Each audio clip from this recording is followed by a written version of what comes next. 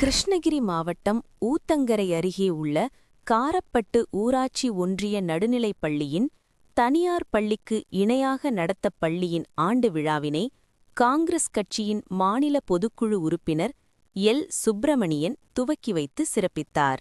கிருஷ்ணகிரி மாவட்டம் ஊத்தங்கரை அருகே உள்ள காரப்பட்டு ஊராட்சி ஒன்றிய நடுநிலைப் பள்ளியில் பள்ளியின் 15ஆம் ஆண்டு விழா, புதிய மாணவர்கள் சேர்க்கை, பள்ளி மாணவ மாணவிகளுக்கு பட்டமளிப்பு விழா என முப்பெரும் விழா வெகு விமர்சையாக நடைபெற்றது.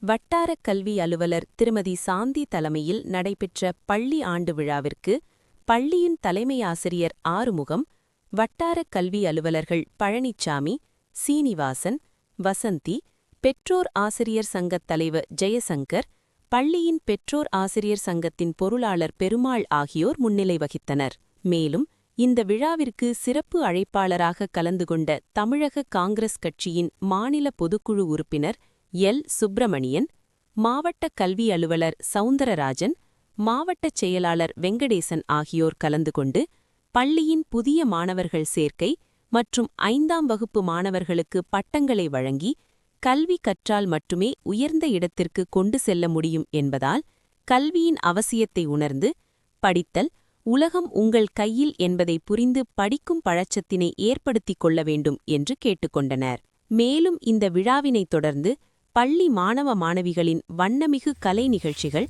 வெகு விமர்சையாக நடைபெற்றது.